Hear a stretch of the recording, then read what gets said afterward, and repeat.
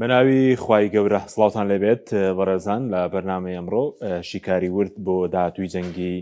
ئەمریکا و ئیسرائیل دژی کۆماری ئیسلامی ئێران دەکەین. سەرەوە دەکەین گیان لە سەردەمی ترامپ چی بەسەراتوە چ لە ڕووی ئاسایش، لە ڕووی وزەوە، لە ڕووی ئابوووریەوە، لە ڕووی پەیوەندی نێودوڵەتیەکانەوە، هەروەک سەرم جەنگەش دەکەین چ لێکەوتی لە سەر کورد هەیە لە ڕۆژهەڵاتی کوردستان، لە باشووری کوردستان، سەرکردایەتی کورد لەم قۆناغا چۆن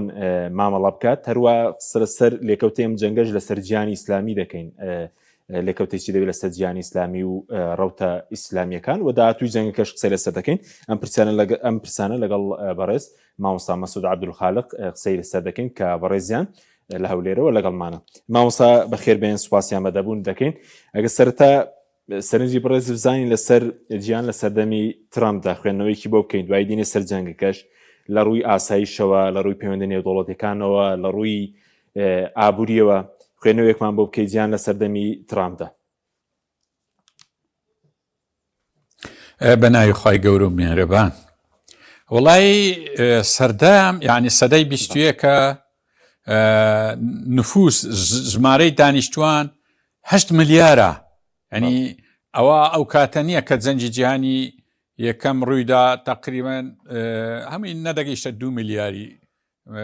مرۆڤ لەسەر زەوی. ئێستا 8 ملیارە. بەڕاستی هەموو دەوڵەتەکان شایستەی ڕئیسی زۆر عەقلانین. دەنا هەر کەمترین هەڵا یان جەنگ دەبتە جەنگی جیهانی. هەموو جەنگەکانی ترامپ کە کردیتی جەنگی جیهانی بووە، لەبەرەوەی جیهان عەولەمەیە و ئێستا دەتوانین برین لا 3-4 لا جەنگی جیهانی وا ڕوودەدا. بەڕاستی ئەمریکا بەرپرسیارەتێکی گەورەی لەسەرشانە لە جیهان. شایستەی ئەو ڕئیسەیە نییە ئێستا هەیتی، شایستەی ئەوەی بۆ ڕئیسەکی زۆر عەقلانی بە مەسئولیەت، نەک هەر ڕۆژێ شەڕێک بکە. بەخۆی دەرێ من 6 شەڕم کوژانی تۆ ڕاز ناکە، ئەحساییەک هات درێ نازانم ئەو عەدەدێکی زۆری گوتیە، بەڵام بە سەدان لێدوانی پێچەوانەی یەکتر و تەڕاتەیەک برێم درۆی تێدا لەوەی ترامپ زۆر بێ دیڕاستە ئەحتیمال لەسەر حتا تینک تانکەکانی ئەمریکا، ینی ناکە ئەو تینک تانکە گەورانەی کە پێشترێ نەخشە و پلانیان دادەنا یان موئەسەساتی تر، ئەوە هیچ گوێژ ناداتە قانونی نێودەوڵەتی. ئێستا ئەومە متحیدە هەر پەراوێسترایە. زانی جەنگی جیهانی دووەم لەوەی ڕوویدا کە ئیتاڵیا بەبێ جێدانە عوسبەت الئومەمی ئەو کاتی ملی لێنا حەبەشەی داگیر کرد و یەک نیزام نەما لە جیهاندا، یعنی کە عینەن ئەوەی ترامپ ئێستا دەیکا لەو شێوازەیە. بەڵام لە کۆتاییشدا کە هات ئەو شەڕی کرد، ئەو وایزانی وەکو ڤەنزوێلا وەکو پێشتر هەندە شەڕیتکەی کردیە، وایزانی وای لێدێ بەچکە 4 ڕۆژیان دانابوو زۆر باشکرا. ئێستاکە تازەترین لێدوانی ئیسرائیل دەرێەوە ساڵێکی دەوێت ئەو شەڕە ساڵێکی دەوێت ئایا یەکلایی دەبتەوە یان نە شەرچینی یەکلایی تۆ کەواتە بەڕاستی ترامپ و ینی بە قسەی نەتەنیاهۆ و بە قسەی هەندێک سەرکردەی عەرەب خۆی تووشی قوڕاوە کردیە. ئەوە معنای ئەوە نییە زەرەر و زیانێکی زۆر گەورەشیان بە ئێران نەگەیان، ئێرانی زۆر خراپی بەسەر هاتووە، بەڵام لە کۆتاییدا خۆی تووشی قوڕاوەکی کردیە کە بە زەحمەتە لی دەربچی. بەڵێ قوڕاوەکە چییە بۆ ترامپ و ئەمریکا؟ بەڕێز وتت ئێرانیش زیانی بەرکەوتووە لە ڕووی سەربازیەوە، بەڵام بڵێنمانەوەی ئەم دەسەڵاتە بۆ ئێران بڵێن جۆرێکە لە سەرکەوتن یاخود قوڕاوەکە بۆ ترامپ چییە کە ئێستا بۆی گیراوەتەوە؟ خۆی قوڕاوەکە لە بۆ هەموو دنیا، ینی شەڕ زۆر خراپە. بەڕاستی لە نارێم ژمارەی دانیشتوان 8 ملیارە، ینی کەمترین قەیران دەبتە هۆی ئەوەی وەکو برێ قەیرانی متەرسیدار برسیەتی گرانی هاتو چۆ یەک کۆمەڵە، ینی ئێستا جیهان هەموو پێویستی بە یەکتر هەیە وەکو جاران نییە. جاران جەنگی جیهانی یەکەم بوو 175 نفوس، ینی خەڵک ئاگای لێ نەبوو، کاریگەری لەسە نەبوو. ئێستا 100 تقریبا دەتوانین برین 95 بە کەمترین شەڕ کاریگەری دەبی. ترامپ یەکەم پرسی بە کۆنگرێز نەکردیە، دوو بە هەرس پرس و مەوڵەتەکی لە نەتەوەیە گرتوەکان وەرنەگرتیە، سێ هیچ جۆرە هاوپەیمانیەکی دروست نەکردیە. ینی ئەوڕۆ تەنگاو بوو، ینی لەوێ ئەوجاوە قوڕاوەکە لێر ڕابە دیار دەکەوی. ئەوڕۆ تەنگاو بوو داوای دەکرد هاوپەیمانیەک، بەڵام لەسە ئەوە گەروی هورمز گەروی هورمز بەڵێ. یعنی بەڕاستی ئەوە بانگەواز بوو کە ئەمن شکستم هینایە. ئەمە کە باس دەکەین شکستی هینایە و تووشی قوڕاو بووە ئاگامان لێبی معنای ئەوە نییە ئێران سەرکەوتووە. ئەمنەوەی دووبارە دەکەمەوە لە قاموسی ئەو جەنگەدا وشەی سەرکەوتن لە بۆ ئێران نابی هەرچەندە مەسئولینی ئێران دەرێن ئێمە سەرکەوتونی ئەو لە بۆ خۆی بەهر وەبرێ و ئێرانیش تورکیا ئەوە ئەمریکاش چ دەرێ برێ ئەمە لێرە قسەمان جودایە. ئێران بە هیچ جۆرێک سەرکەوتونیە بەڵام لە بینی تەسلیم بوون و تەسلیم نەبوون ئەو دوی لە پێشە ئێران کە وەزعی زۆر خراپە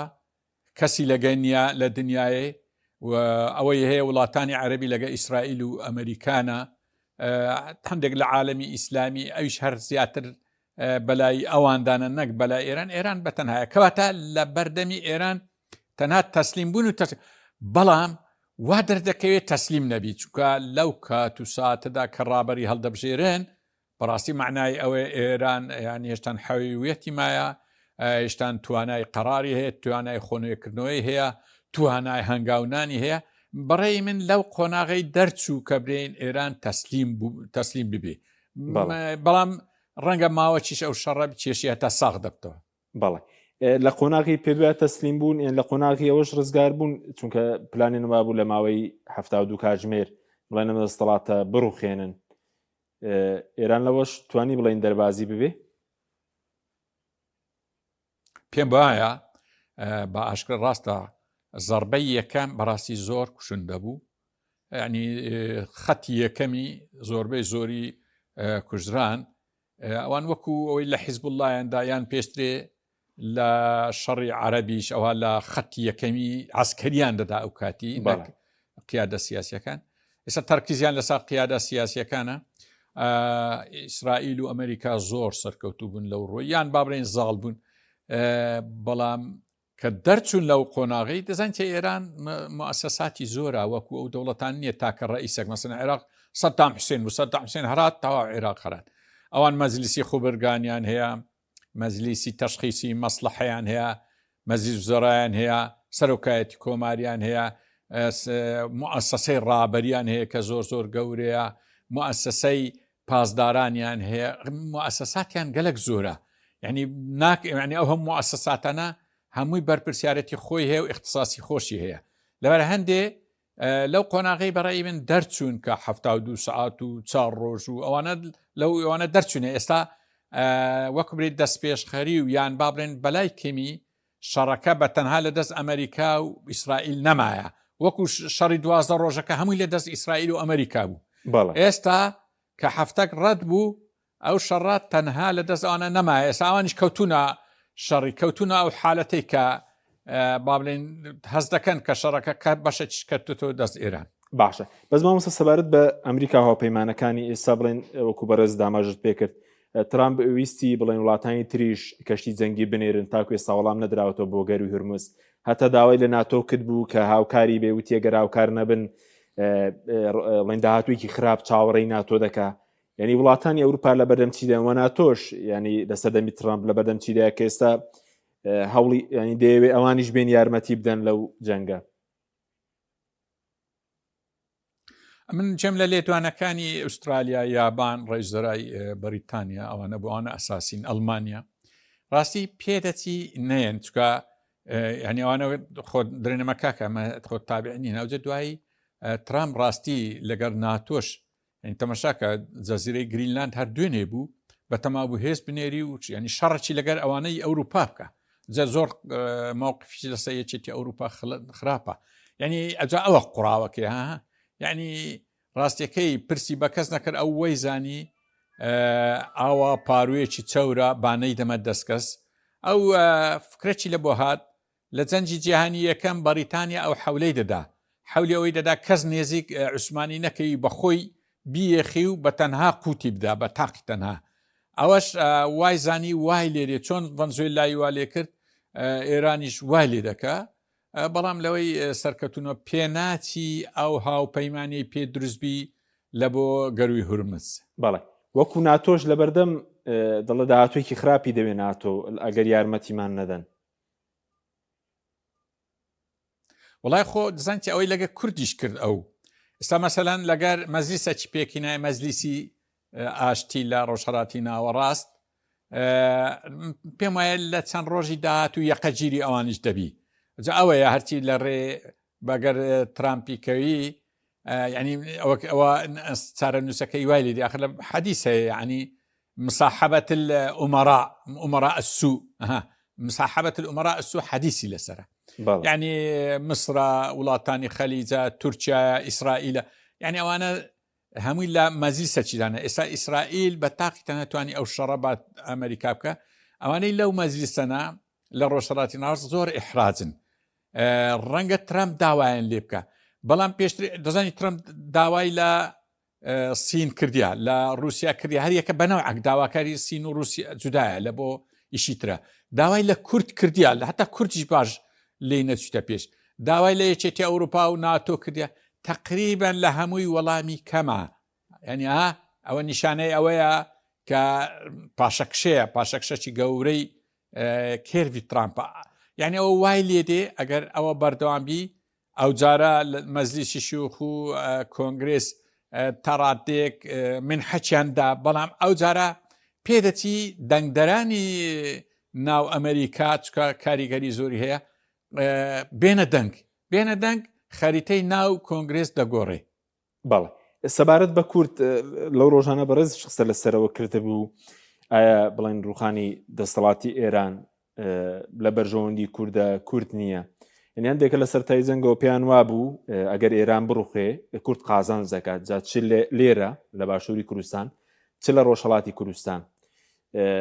بەڕێزت چۆن دەیبینی لە ڕووی ئایندەیەوە لە ڕووی استراتیجیەوە بۆ پرسی کورد ئەم شەڕە وڵای ئەو بابەتە چی ورد و استراتیجیە بڕک هەڵوەستەی لەسەر دەوێ ینی قسەکردن جار چکە دەزانین لە بەرچی لەبەرەوەی ئێرانیش مافی کوردی خۆی نەدایە ینی کورد لەوێن دەرێ بێبەش کرایە ئەو جارش هەڵوێستی جوان بوو ئەم بەبیرم دێ لە شەڕی ئێران و عێراقیش بەڕەحمەت بی دکتۆر قاسملۆ مابوو شەڕی یەکلایەنە ڕاگرت ئێران قبولی نەکرد ینی ئەوە ڕاستە لەولایە ئەوان حەق خۆیتیان نەوعا لێکدانەوە چەنەوی بەڵام ئەمە لێرە لێکدانەوەی مە فراوانترە لەسە ئاستی ڕۆژهەڵاتی ناوەڕاستاوە لە بۆ پشتەوەی ڕووداوەکانیش قسەی لێ دەکەین دەزانی بزوتنەوەی کوردی هەر بزوتنەوەی کوردی بەعام لە تەنگژەدا بوو هەتا کۆتایی سەدەی 20 ڕووداوە کاتە پێش ئەویش ئەوە بوو مەجموعەی بزوتنەوە ئیسلامیەکان پەیدا بوون کە بزوتنەوەی ئیسلامی و ئێران و ئیخوان مسلمین جەبهەچی بەقووەت بوون ڕۆژهەڵاتی ناوەڕاست ئەو یەکگرتوویەی کە بەرامبەری کورد هەیان بوو وەکو برەی علمانی و قەومیەکان و تورکیا و ئەوانە هەموو لە یەک جەبهەی بوون بەرامبەر کورد نەیان دەهێشت کورد بە هیچ جۆرێک گەشە بکە گەشەی دەکرد سەقفەچی لە بۆ دیاریکا و دەکەوتەوە بەڵام ئەوانە هاتن ئەو سەقفیان تێکشکان لەبەرچی تێکشیان شکان لەبەرەوەی لە شەرق لە ئەوسەد ئەو ویفاقە نەما ئەوانە هاتن باوەڕیان بە سنووری سایکس پیکۆ نەبوو باوەڕیان بە موئامەرە نەبوو باوەڕیان بۆی نەبوو هەمویان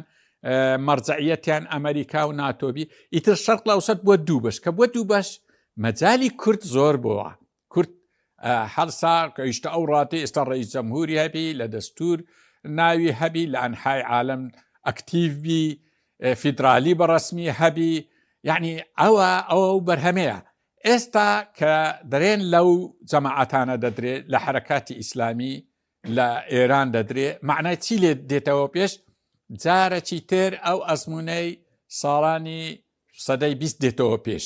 کە قەومی و عنسوری و ئەلمانیەکان پێکەوە دێن مەرجعیەتەکیان دەبی مەرجعیەتەکە غەربە ئەوانیش لە شەرق لە ڕۆژهەڵاتی ناوەڕاست دەستیان دەکرێتەوە هەرچی بیانوێ دەیکەن وە لێوێش زەعیفترین ئەڵقا کوردە وەکو لە سووریا دیتمان لەبەر هەندێ ئەو گۆڕانکاری ئێستا دێ ئەمە ڕەنگە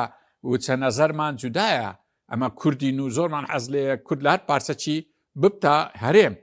بەڵام لە کۆتاییدا ئەوانەی دێنە جێی ئێران چکە ئەگە ئێران بڕوخێ عێراق دەڕوخێ کۆمەڵە گۆڕانکاری دەبی هەمووی ئەوانە دێنە سەر حکم ئەوانەی کە متەئامرن لەسەر کورد ڕەنگە لە کوردستانی ئێران 4-5 مانگەک وجودەك پەیداوی بەڵام دوایی تەهرانی ئەو کاتی و تورکیا و سووریا و وڵاتانی خەلیج و بەغدا و هەموو هاریکاری دەکەن و تێکرای حرەکەی کوردی دەکەیتە ئەو پەڕی مەترسی بێ ئەوەی کەسیش لەسەری بەجوابی. ئەوە تەفاسیلی زۆرە، معنای زۆرە هەیە لەو مەوزوعی ناگا یەکسەر دەست بە قسان دەکا و کاکە تۆ چ کاکە وەڵامیان بە حیاتی ئێرانیەکی ناناسم نەمنەتم بە ئێرانە بە ئەوەی هەرچی لە دەستی ئەوەی وەرەقەچی هەیە بزانی لەسەرەمە با بنووسی لە بۆ خۆی ئەمە یەک سەر بەیەک جێنینە سەرمانگەرە برندا. ئەوە لە ئێران دەفتەرێکی گەورە دەرچوانەی متعاونین لەگە ئێران ناوەکانیان هەم بڵاوکرێتەوە، ئەوە لە تورکیا وە، ئەوە لە عێراق وە. ئەوانەی کە سەر بەو جیانن زۆربەی ئەوانن کە ئەهلی گەندەڵن، ئەهلی پاک و چاکساز شەرمی بەخۆیە چۆن شیوا دەکە دوایە ئاەتی قورئانی هەیە لەسەر تەجەسوس و لەسەر ئەوەی دەرێ ئەتو گۆشتی برای خۆت دەخۆی ئەو پرسیارەی دەکە کاکە خەڵکی دیندار چۆن نێزیی تەجەسوسی و جاشایەتی و مەسلحەتی و سی خوڕی و ئەوانە دەبی الحەمدلله ئەوانە لەوێ ئەوە لێکدانەوەیەکی عیلمیە لە چوارچێوەی ئەمنی قەومی ینی بەڕێزت پێ وایە ینی چکە بەڕێزت باس لەوە کردبوو کە ئەگەر ئێران بڕوخی کارە سادێ بۆ کورد لە ڕۆژهەڵات مەبەستەوە کە حکوومەتێکی مرکزی لێوێدا دەمەنزرێ اینجا لێرەش لە عێراق بڕوخێ مەترسی لەسەر هەرێمە و کوکیانێکی فێدراڵی دروست دەبێت مەبەست لەمڕۆ بوو دەزانی چۆنە ئێران بڕوخێ تەبعاً نیزامێک دێتە سەر حکم نیزامێکی مرکزی وەکو ئێران نابی دژایەتی زۆربەی دنیای دەکا و دژایەتی وڵاتانی ڕۆژهەڵاتی ناوەڕاست دەکات کە ئێمەی کورد لەوەی قازان دەکەین نا دێ ویفاقیان لەگەر دەکا هاریکاریان لەگەر دەکا یعنی ئەو ڕێککەوتە نامانەی سعد ئاباد حلف سنتۆ حلف بەغداد ئیتفاقی جەزایری خۆ لە بیرمانە ئەوانە چۆن هاتە پێش ئەوانە دێتەوە مەیدان جارشکە کوردەکەیتەوە لە باتی دیبلۆماسیەتەکی بەرزی گەورە دێتەوە چوارچێوەی هەواڵگری و مخابراتەکان ئەجە لە عێراقیش گۆڕانکاری دەبی ڕاستی لە عێراق گۆڕانکاری دەبی باو قسەی بکەم کاک حەچی بەداخۆ سەرکردایەتی ئێمە نازم هەست بەو ئیشەی ناکەیانە گۆڕانکاری لە عێراقبی بە حیاتی کورد ڕئیس جەمهوری نابینتەوە ئەو دەستوری ئێستا نابینتەوە فیدرالی نامینێ نایلی هێزی پێشمەرگەت هەبی ئەتوو یعنی بەڕاستی ئەو جوودەی ئێستا هیتمان لە هەرێمی کوردستان چکەمە لێرە نێزی چین لەوانەی کە بەدیلی ئێستانە باوەڕ هەتا ئێستا باوەڕێن بە حکمی زاتی هەیە حکمی زاتی حەقی کوردە نەک ڕئیس جەمهوریەتی فیدرالی ئەوجە دەرێن ئەنفال زۆر ڕاست بوو دەزانی ئەو بابەتانە زۆر ئاسانن بەڕێی من حەقوەیە ڕەوشنبیران هەموو ئاگادار بن سەرکردەکانی خۆمان تێبگەین کە ئەو ئیشەی 15 ساڵە دەیکەن ئەوە مشارە بوو دەستیان دابێت لە قەدارە چەند دەبڕێەوە کاپە خۆی لەسەر بوو وا خەریکە بشی بڕنەوە باڵێ ینی پێ دوایە ئەو استراتیزی کە هەن بوو بە تایبەت ینی بۆ منە باڵین هەولێ دەسەڵاتدارانی هەورێ زۆر لەگەڵەوەدا بوون ئێران لاواز بکرێ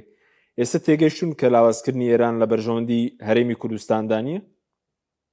لە بەرژەوەندی کوردانیە وڵا دەزانیت خۆی و کاتیش ئەوەی ڕەوشنبیر بوو تێدەگەیشت ئەو بابەتە هەڵەیەکی زۆر کوشندەی گەورەیە زۆر زار برادرانی ئێمەی ڕاستی چۆن گوتمان ترامپ گوێ بە هیچ نادا سەرکردایەتی ئێمەی باشووریش زۆر جێبا تەکبیر و ڕاو توێژینەوە و سیاسی و ئەوانە نادە ڕاستەکەی لەبەر هەندێ ئەو هەموو دەرفەتە باشە ڕووی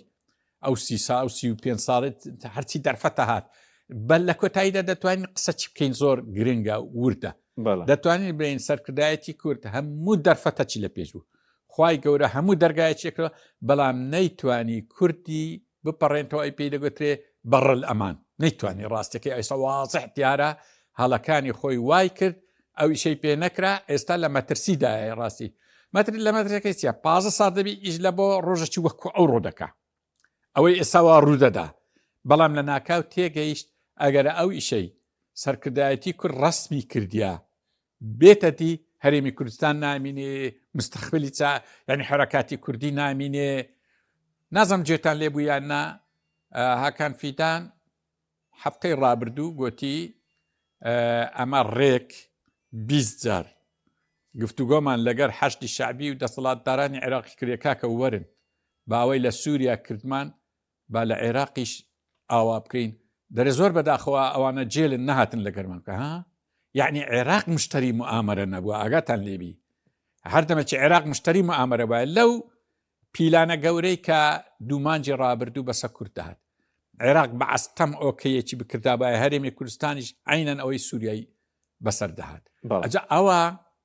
سەرکردەی زۆر حەچیم و لێزانی دەوێ ئەو دۆخەی ئێستا هاتە پێش بتوانی ینی ڕەتی بکات. چۆن کاک حەچیم نقطەکێ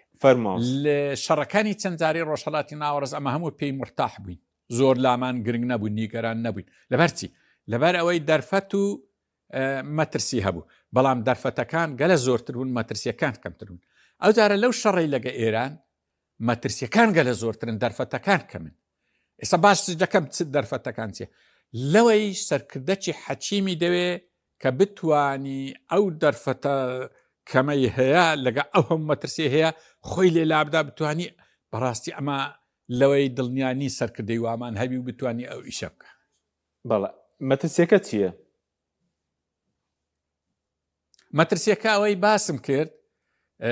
کە ئەوەی ئەگەر ڕووبدا، بەڵام مەترسیەکەم زۆر باس، بەڵام دەرفەتەکان ڕەنگە دەزانی چۆنە. ئێمە باشترین ئیشکا ئێستا هاتبیتە پێش ئەوەیە ئەندەبی لەلایەک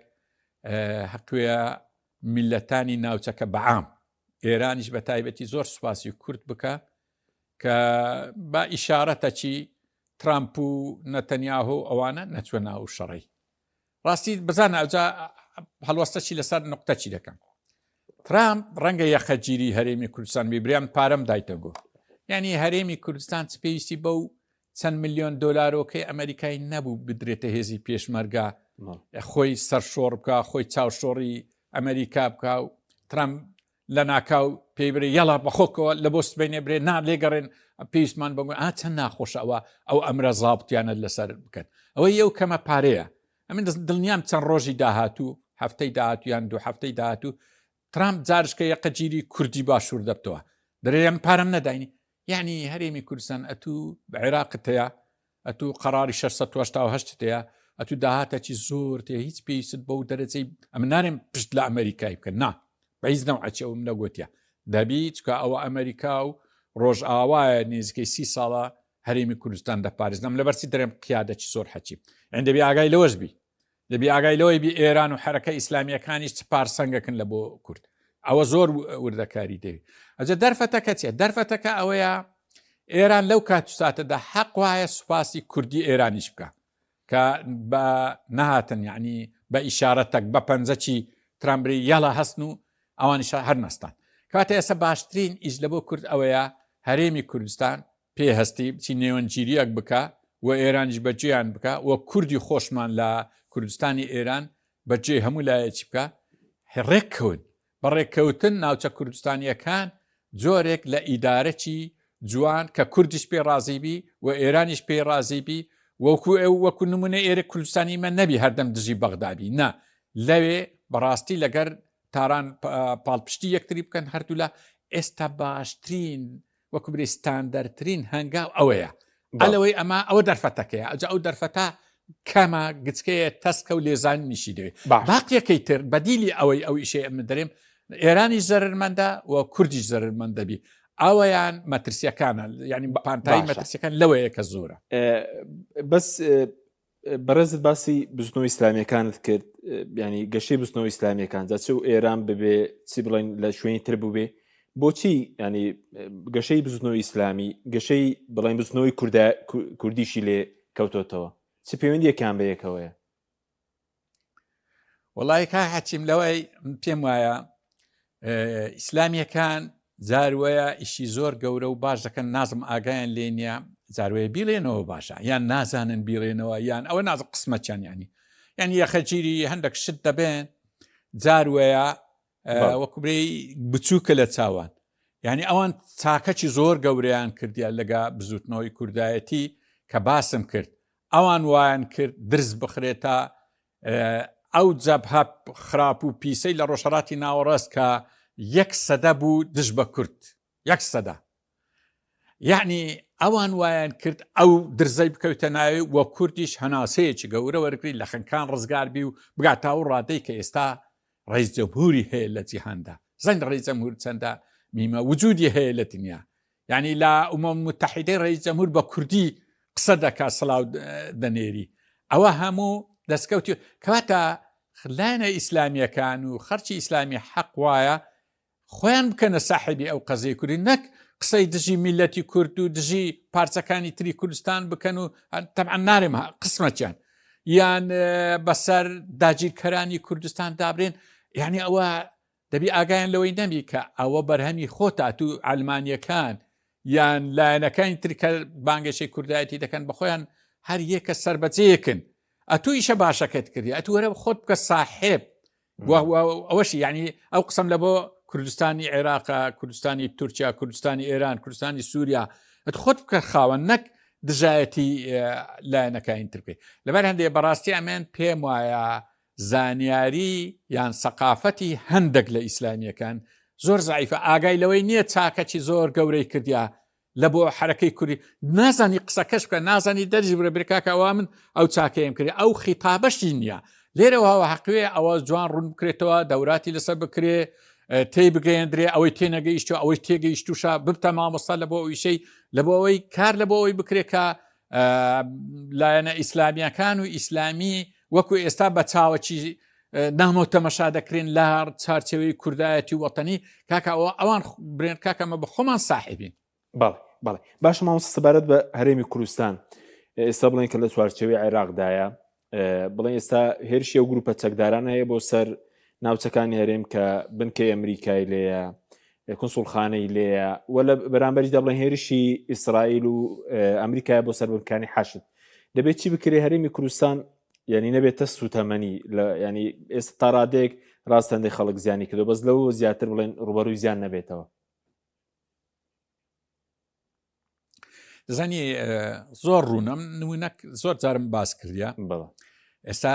بەخۆ ئەم خۆم نە عێراق دەناسم تازەش باسم کرد نە کەسەکی ئێرانی دەناسم نە کەسەکی تورکیایی نە کەسەکی عێراقی بەڵام چۆنە ئەو ئیشانە یعنی وەکو برەی لە چوارچەوەی ئەمنی قەومی کوردی یعنی دەوڵەتانی دەوروبەرمان زۆر لەگە عێراق ناڕێکن لەسەر ئەوەی دەرێەوە تو چیا و هەموو حەقەت دایتە کورد ئەوە چیە تو ڕێی جەمهورت دایتە ئەوە چێک یەکی عەجەمی ڕئیسی عێراقا یعنی تورکیا وا دەرێ وڵاتانی کەندا و جامی عەربی ئەجا لێرە من زۆر جار ئاماژەم بەوە کردیا وەسیقەی بەریتانی باسی بەڕەحمەت بی مەلا مستەفای دەکات دەرێ مەلا مستەفا اعترافەکی دەکا زۆر بە جورئەتانە ئەویش دەرێ ئەوە بوو کە عەبدولکەریم قاسم لە دەستوری ساڵی 1950 لە مادەی 3 شەراکەتی کوردی نووسی وڵاتانی عەربی جامیعەی عەربی ئوردن تورکیا ئێرانی ئەو کاتی هەمووی دژی ڕاوەستان مەلا مستەفا دەرێ ئەمە تێنەگەیشتین لە بەرچی دژی وەستان و هانی منیاندا لە بۆ ئەوەی ئەم شەڕ لەگەر عەبدولکەریم قاسمی کوڕ هەتا عەبدولکەریم قاسم لە ناوچوو بەعسیەکان هاتن ئەوجە تێگەیشتم ئەو هاندانە لە بۆ هەندێ بوو کە ئەمن دژی عەبدولکەریم قاسم و بوەستمەوە لە بۆی ئەو مادەی 3 لە ناو بچی بزانە ئێستا عینت شت هەندێک مەلیکی عەربی و تورکیا و کۆمەڵک قەومیەکانی عێراق ئەوانە هانی سەرکردەکانی ئێمەیاندا لەگە بەغدا تێکچن بەڕاستی هاندانەکانیشیان سەرکەوتوو بوو زۆر ئەو دە 15 ساڵەی ئەمە نەمانتوانی سوود زۆر لەوە عێراق یعنی دەمانتوانی ناوچە دابڕێنراوەکان هەر لە لای خۆمان وایە و هەر لە بەردەستی ئێمە وایە عێراق زۆر یعنی لای مهم نەبوو کە لە لای ئێمە ئێستاش بە هەمان شێوە ئاگامان لێبی ئەو درۆنانە کە دێ ئەو درۆنانە دێ عینەن ئەوەی لە 58 باسم کرد یەک سەرچاوەیە ئەگە حەز دەکەی ڕوونتر بێم ئەو درۆنانە بە زۆری دەستی ئەو ئەم نارێم وردبیت حەشتی شعبیش دەستی تێدایە قسمەک ئەوە هیچ گومانی تێدا نیە بە تایبەتی کە ئەوانی لە ئەمریکا دەگرن بەڵام بەشەکی زۆر حەشتی تورکمانین لەو دوسێ ڕۆژەی یەلماس سەیفەدین کوژرا کە بە زۆری ئەو درۆنانەی داشت جەبهەی تورکمانی هەموو لەوێ بوون لە تازیەکەی بوون ئەرشەد ساڵحی حەسەن تۆران قونسولی تورکیا یعنی ئاگامان لێبی ئەوە چیە معنای چیە ئەوانە هەر لە مووسڵ ڕاتە دەگاتە تووس حرمات و ئەو دەستەیە ئاگامان لێوی دەستەکە چێ وازح بزانین یعنی ئەمە ئەو دەستە وا دەکات چۆن لە 58 بینی کوردستان و بەغدایان تێکدا عینی ئێستا دووبارەی دەکەنەوە سەرکەوتوش بووینە سەرکردایەتی ئێمە ئەوە مشکلەیە یعنی دووبارەی هەڵەکان دەکاتەوە ڕاستی هەرێمی کوردستان دەکەیتە مەترسی ئەگەر بەجێ ئەوانە بکە چیتر لەوەی زیاتر ئەوەی ئێستا کردیتی هەرێمی کوردستانی زۆر لاواز کردی بەڵام زیاتر بەجێ ئەوانە بکە هەرێمی کوردستان تێک دەشتێ. باشە سەبارەت بەو پرسی نەوتە بوو لەو ڕۆژانەدا وەزارەتی نەوتی عێراقیش ڕوونکردنەوەی هەیەبوو کە تاکو ئێستا هەرێم رازی نییە نەوتی عێراق کە لە ڕێی گەروهرمزەوە کێشەی بۆ دروست بووە 300,000 نەوتی عێراق لەگەڵ 200 هەرێم لە ڕێگەی ئەو بۆری نەوتی هەرێمەوە هەناردە بکرێ. ئایا هیچ کاریگەرێکی دەبێت لەسەر پەیوەندی سیاسی لەسەر مەسەلەی موچە ئابووری لەگەڵ بەغدا چۆن مامەڵی لەگەڵدا بکرێ بۆی کە کێشە دروست نەکە و ئەمڕۆ سەرۆکیەکێتیش بەیاننامێکی بوو کە دەڵێ نابێ و بڕیارانە بە تاگلایانە بدرێن و حکوومەتەکە حکوومەتێکی بنفراوانە ینی پامێک بوو کە پارتی و بڕیارەی بە تەنیادا بێکەنەوت هەناردە نەکرێ و مەردیەوەیە بوو کە سیستەمی ئەسی کۆدا بە ئەلکترۆنکردنی خاڵە سنووریەکان بڵین نەبێت خوێنەوەی بەڕێزت چی بکرێ؟ وڵی ئێمە دزانیان ئەو گفتوگۆیەمان لەبەرەوەی وەزئی کورد زۆر ناسکە زۆر حقوێ سەرکردایەتی کورد بەوەی وەرنەگری ئەوە حملەی ئەعلامیە لەسەران بەوەی وەرگری کە پێشنیار ئامۆژگاری نازم بە چ پێ باشە بەوەی وەرگری بە برایەتی ئێستا عێراق نەمینێ هەر دەسەڵاتەکە بێتە جێ عێراق نە ڕئیس جەمهوریت دەمینێ نە ئەو وەزعەت دەمینێ نە نسبەت دەمینێ نە بەشمان لە پەرلەمان دەمینێ نە هێزی پێشمەرگەمان دەمینێ ڕاستی کاکە ئەتوو بەس تەمەشای جیهان بکە بزانە ئەو نەوعە سیلاحە و پێکاتە جەیشەی لە کوردستان هەیە بزانە بەرگی هیچ دەگری بە زیاتر لەوەی قسە نەکە کەواتە ئێستا مانەوەی هەرێمی کوردستان بە مانەوەی عێراقا کاکە هەیە دەریارە کاکە وەرن با ئیعلانی مەسن بەڕێز محەممەدی حاج محەممەد ڕەنگە لە دڵسۆزیبی ئەعلانی دەوڵەت بکەین و نازم کاکە ئێستا بەعاز تەم شتەکەی ئەو هێزی تورکیا لە بۆ هەندی هاتیە کە تو هیچ جۆلک نەکەی هەر ئێستا عێراق پشتت تێبکە ئەوەی بەسەر کوردستانی سووریا ئەو گەلە کۆمەچەی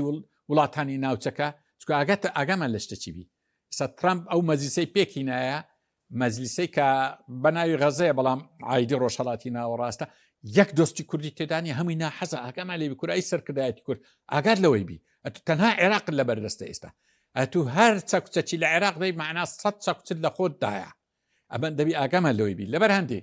بەڕاستی هەنگاوەکی ناڕێکە زۆر ئەو بە کوردی ئەگە بە عەرەبی وایە دەبای برین کاکە بەغدا تو وا بکەوە تو بەڵام مادەم بە کوردیا سەرکردایەتی کورد ئەتو لەو دەمەی عێراق ئیشێکی بەتووە چەند ساڵە ئیشی بەتوو نەبووە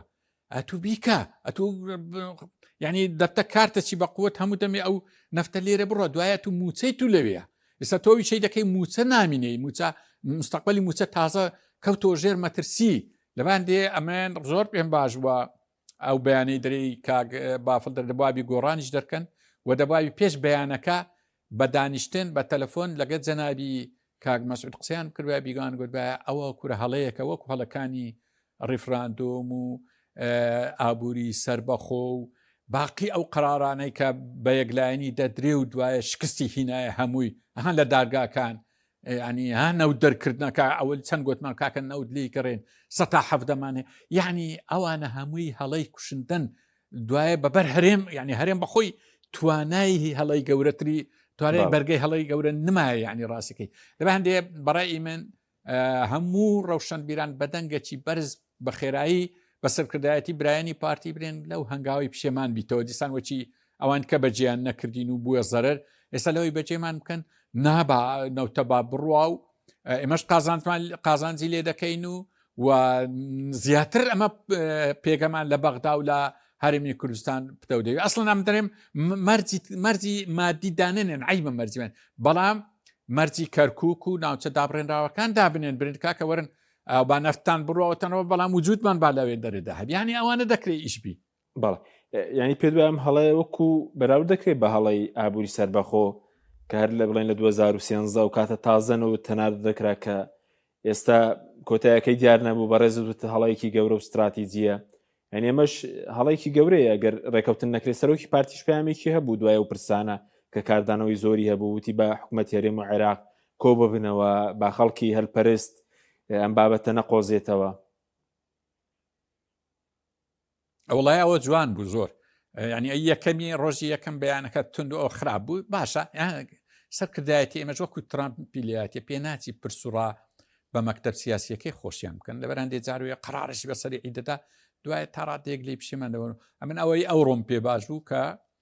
ینی گەڕابوونەوە لە بۆی حیوار و خەرچی بستە بە دوایە ئاگات لێبی ئەم لەبەرچی دەرێم سەرکردایەتی ئێمە وەکو ساڵی 50 خراپ بەهڵە داچوو ئەو دۆستانەی لە عێراق بابرین ئەو هاوپەیمانیانەی پارتی دیموکراتی کوردستان لەگەڵ لایەنە عێراقیەکانی کردیا لە سەرەتادا هاوپەیمانیان کرد بە ڕێزمام جەلال و کاک مەسعود لەگەر سەرکردە ئیسلامیە گەورەکانی عێراق وەکو محەممەد باقر حەچیم و ئەوانە کردیان ڕاستی دەستکەوتی زۆر گەورەی لە بۆ کورد بوو بەڵام ئێستا لەگەر لایەنە قەومی و ئەلمانیەکان دەیکەن لەگەر لایەنە سونیا قەومیەکان دەیکەن بەس زەرەرە هات بزانە حەلبوسی هەڵوێستی چۆنە نجێفی هەڵوێستی چۆنە ساڵح مطلق چۆنە ماش یعنی ئەوانە ڕەئیان لەسەر کورد گەلە خراپە هەیبەت حەلبوسی بوویتە سەرۆکی پەرلەمان چ بە کورد دەکا یعنی ئاگامە لێبی ئەو ئیشەی ئەو دوێنێ دوو ڕۆژێک کە بە هەولێر بەرامبەر بەغدای کرد هەوانەی هەموو یەک خست هەموو لایەنەکانی بەغدا کە ئەتا ئێستا دووسێ بەش بوون بەشەچیان زیاتر دۆستی کورد بوون و لەژێر کاریگەری کورد بووینە بەڕاستی ئەوانی شیوالێ کرد کە لە کورد دوور بکەونەوە ئێستا تقریبان دۆستمان نەما وا بەرەوە ئەوی دەچین دۆستمان نەمینێ ڕەنگە سبەینێ لە ناو پەرلەمانی عێراق بە کۆدەنجی دژی ئەوە دەوەستن چەند زەرەرێکی گەورەیە سەرکردایەتی ئێمە بەبێ دیڕاست هەندێک هەنگاودنی باشە بە سەبارەت بە سیاسەتی بڵین وڵاتانی زیلێ بە تایبەتی ئەمریکا ئێستا قۆناغەکە ئەوەیە کە لەگەڵ دەوڵەتی مەرکەزیدایە ئەوە بۆ بڵین بۆ هەرێمی کوردستان ڕاستە بۆ ینی شوێنەکانی دیکەش ڕاستە ئەم سیاست بڵین سیاستێکی تازەیە و ئەوەی کە تۆمبارەك دەڵێ فیدراڵی وەهمە ناناوەندی وهمە بۆ عێراق و بۆ سووریاش وڵی کاک حەچیم نەمدەویست ئەوەی برێم وەک برێ خەڵکی بترسێنین دەنا ئەو شەڕی ئێستا هەیە ئەگە سەرکەوتوبی ئەمریکا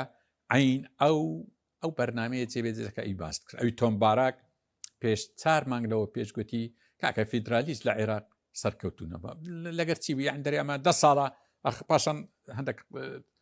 تەفاسیلیان دەبێت دەرێ 10 ساڵە یان زیاتریشە حول دەدەین هێزی پێشمەرگەی کوردستان لە دەست ئەو دوو حیزبەت دەربچی و ببتە نظامی پێمان نەکرد کاکە لە هیچیەکی دنیای نییە حزب چەکداری هەبی حزبی چەکدار نە دەوڵەتی دروستەبی نە نظام دروستەبی نە قانون سەروەردەبی نەوەتەن دەمینێ هیچ نامینێ لەوشێ نە ژیان دەمینێ یعنی ئاگات لێبی یان قسەکە وەلەو نەمدەویست بیکەم بەڕام با تازە بیکەن ئەو نەخشە و پلانی ئێستا لە شەرق ئەوسە سەرکەوتوبی هەرچی دەوڵەتە دێتن تازە چ ئێران چ عێراق چ ئەوانەی ئەو سووریاتان دیت هەمووی مەرکەزی دەبی هیچی هەرێم و فیدرالی و ئەوانە نامینێ ڕاستەکە ئەوە سیاسەتی ئەساسی ترامپیشە لە ناوچەکە تەرکیز لەسەر ئەوەی دەکا کە دەرێ یاڵە پارەم بدەنێ و ئەنگۆ بەکەی خۆتان حکمی میلەتان بکەن چیان لێ دەکەن لێ بکەن ئەوە لە پێشە یعنی ئەمە لەو بابەتانە دەترسین لەبەر هەندێک دەزانین چ لە گۆڕەیە چ هەیە بەڵام ینی ئەو پرسیارت کردنە ئەمە هەموو شتێکمان نەگوتیا ینی لە بۆ ئەوەی خەڵک نەترسێ ینی ڕاستەکە ئیشاءالله ئەو شتانەش نایەتە دی ئەوەی هەتا ئێستا هاتیە بە باشاتە خوای گەورە ڕووی ئاراستەی وەزعەکانی بڕە گۆڕیە بەلای باشە ئیشاءالله کورد لەو تێفە مەترسیدارەش دەردەچی بەڵێ وەکو ئیسرائیل بڵێن ئەگەر لەوە زیاتر باڵەز بێ مەترسیە بۆ بڵێن وڵاتانی عەرەبیش یاخود بڵێن لە وڵاتە ئیسلامیەکان ئێستا کە شەڕە دژی ئێران وەکو دواسەنگەری بڵێن شەڕە دژی گیانی ئیسلامی ئەوەی کە هەیە دەزانین چۆنە ئەمە با دووبارەی بکەینەوە سیاسەتی ئیسرائیل لە ڕۆژهەڵاتی ناوەڕاست لەگە سیاسەتی ئەمریکا بڕێک فەرقی هەیە ئەمریکا ئەوەی تازە باسمان کرد ئەوەی دەوێت ئیسرائیل ئەوەی ناوێ شتەشکەیە ینی بەڕاستی ئەو دەیەوێ لە تەوەرەکان لە میحوەرەکان لەوانە بدا میحوەری نەمینێ لە ڕۆژهەڵاتی ناوەڕاست مثلا ئێران ئێستا 3-4 میحوەری هەیە تورکیا میحوەرەکی دروست کردیا لەگە سووریا و لەگە قەتەر ئەو ئیسرائیل بەوانە ڕازی نییە ئەوانە ڕەنگە بڕێک لە قازانجی کوردی بەڵام لە کۆتاییدا وڵاتانی ئیسلامی و ناوچەکە بەرەو زەعیفی دەچی طبعا ئیسرائیل بیر لە فراوان بوون دەکاتەوە ڕئیسی ئەرکانی ئیسرائیل باسی لەوەی کردگوتی ڕێککەوتنامەی ئیبراهیمی بەڕاستی وە بەرهەمی بوو معنای چێ بەرهەمی بوو ئەخۆ هەر لەسەر داوای لایەنەکانی ئەترافیان ئەترافی ڕێککەوتنامەی ئیبراهیمی ئەو شەڕە چکاوان باسی شتەچی دەکەن وەکو برێ شەرمەک دەکەن لایەنە ئیسلامیەکان و زانایانی ئاینی هەبن لە ساحەکەی و ئێران هەبی لە ساحەکەی ئەوانیش برێن ئەمە لە ڕێککەوتنامەی ئیبراهیمی خۆی عین سەرەتای سەدەی بیستەمیش لە جەنجی جیهانی یەکەم هەینێ ناویان لێ نابوو مەبادی نوح عینە پێشەوەی سایکس پیکۆ بێت ئەو خطابە هەبوو طبعا مەبادی نوح معنای لە بۆ ئیسرائیل معنایەکی هەیە ڕێککەوتنامەی ئیبراهیمیش معنایەکی فراوانبوون تری هەیە ئەوانە هەموو لە پێشن لە بۆ وڵاتانی ئیسلامی و لە بۆ وڵاتانی عەربی بەڵام زۆر بەداخەوە وڵاتانی عەربی تەواو تەسلیم بووینە بەشەکن لە پیلانەکە ئەگەر ئەوان بەشەک نەبوونایە کورد پێویستی بۆی نەدەبوو پێویستی بە ئیسرائیل و ئەمریکابی هیچ پێویستی نەبوو بەڵام ئێستا کە ئەوان هەموو بچن لەوێ بیکەن کورد چی بکە ئەجاوە لێردا شتەکەیە حەق وایە ئێرانیش ئەم پێم وایە ئێران لە ئەوەلی هەتا ئاخیری بە هەڵە داچووە لەو دژایەتیە زۆرەی ڕۆژ ئاوا و ئیسرائیل چکە مادام وڵاتانی عەربی دەیکەن مادام ئەوە تا ئەحمەد شەرع دەریامە بە هەموو یەک بگرین دژی ئێران ئیسرائیل دژی من نییە بالەگەوی ڕێککەوین خۆ جامیعی عەربی لە کۆنگرەی عەمان ساڵی 1970 بڕیاری هەیە دەرێمە دژمن یەکەممان ئێرانە نەک ئیسرائیل ئێتو مادەم وابی منیش لەو دەمەی ئەوی شەی ناکەم چیشم بۆیە